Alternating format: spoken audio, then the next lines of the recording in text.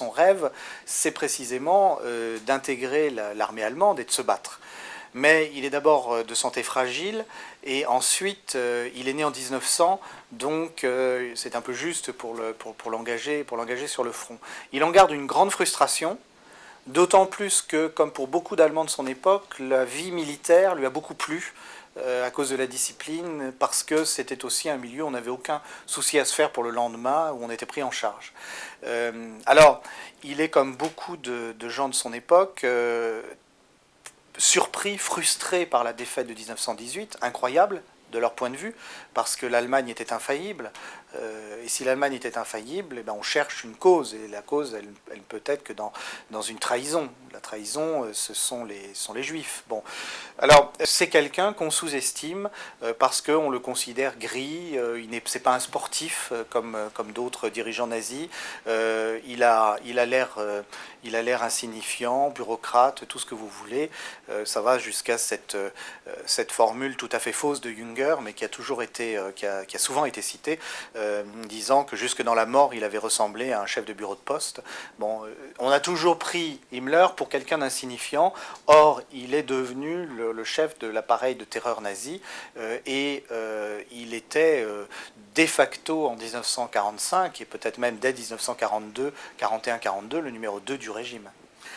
Himmler a lu Mein Kampf, et il a été très frappé par la déclaration de Hitler selon laquelle l'antisémitisme de pogrom, qui était purement émotionnel, devait céder la place à un antisémitisme d'État qui, dit Hitler dans Mein Kampf, lui seul peut produire des résultats durables. Et il a pris ça au sérieux pour les SS. Jamais Hitler n'aurait, lorsqu'il met Himmler à la tête de la SS, n'aurait imaginé l'ampleur qu'allait prendre la SS. Là, c'est vraiment la personnalité de Himmler qui a changé le cours de l'histoire de ce point de vue. Il y a donc effectivement sur la question juive très tôt l'idée que les SS se distinguent des SA. Les SA sont les faiseurs de pogroms. Les SS, eux, recrutent des juristes, recrutent des démographes, des scientifiques, qui doivent aider à rationaliser, dans l'esprit du temps, la persécution des Juifs. Petit à petit, cet appareil est construit, d'abord relativement doucement, mais Himmler fait en sorte d'être toujours présent, ou d'être toujours représenté par Heydrich au moment important de la persécution des Juifs. Prenons un seul exemple, qui est la Nuit de Cristal, en novembre 1938. On sait aujourd'hui, de façon à peu près certaine, que Himmler n'était pas au courant de ce qui allait se passer en tant que tel, que c'est vraiment une décision qui a été prise entre Goebbels et Hitler. Et en même temps, il comprend très vite que la SS peut tirer son épingle du jeu en profitant des mécontentements suscités dans la population allemande par le bruit, la casse. Les Allemands de cette époque, malheureusement, ne sont pas humanistes, mais ils critiquent quand même la Nuit de Cristal en disant ça fait trop de bruit, trop de casse, ça fait des ordres, c'est pas vraiment allemand, etc. Et là, les SS s'engouffrent dans la brèche très vite, et Himmler le premier, en mettant le marché en main à Hitler et à Göring, en leur disant voilà, nous, on peut vous faire les choses de manière propre, si j'ose dire, hein, vous pardonnez l'expression.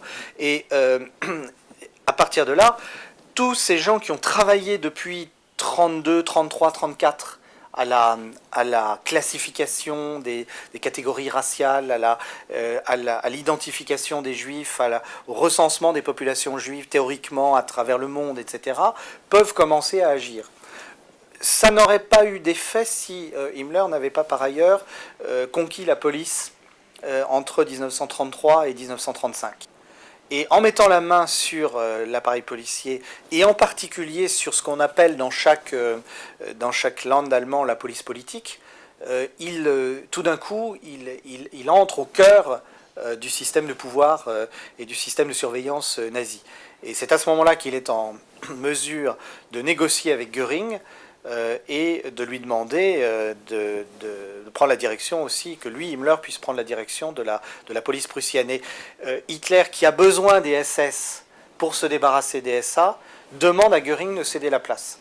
Et c'est là que pour la première fois, Himmler montre son obstination, son sens tactique et sa capacité à rassembler un pouvoir tout à fait considérable entre ses mains. De ce point de vue-là, il me fait toujours penser à Staline. Les méthodes d'extermination par le gaz, au départ, n'ont été appliquées à partir de 1939 qu'aux handicapés et aux malades mentaux victimes de la politique d'euthanasie, l'action T4. C'est quelque chose qui, au départ, ne relève qu'à la marge de l'initiative de Himmler, puisque ce sont des médecins de l'entourage d'Hitler. Alors, malgré tout, Heydrich, qui a le sentiment qu'il ne faut pas se laisser déposséder de l'initiative dans un domaine tel que celui-ci, a mis la CRIPO, la police de lutte contre la criminalité, sur la question technique des méthodes de tuerie. Mais malgré tout, lorsque se déclenche la campagne contre l'Union soviétique, le modèle que l'on a en tête, ce sont des tueries de juifs par fusillade. Au printemps 1941, ce que les nazis ont en tête, c'est, après la victoire contre l'Union soviétique, une déportation généralisée des juifs de toute l'Europe vers l'espace soviétique conquis, avec la constitution d'immenses camps d'extermination par le travail. Et les juifs qui auront survécu à cette extermination par le travail seront fusillés. À partir de là, la question se pose à la fin de l'été 1941 de savoir si l'on peut exterminer les juifs massivement avec ces commandos de fusillade. Parce que l'expérience qui est faite, c'est que 10 à 15% des tueurs ont des séquelles psychologiques, que ces tueries de masse, ils les vivent mal, certains doivent même être enlevés des unités ou internés ou autre. Bon. Et à partir de ce moment-là, on a l'idée d'étendre le processus de tuerie de l'opération d'euthanasie à la tuerie des juifs. Alors on tâtonne. Ce qui est important de voir, c'est que Himmler est tout le temps sur le terrain pour vérifier l'application de ce qui est décidé.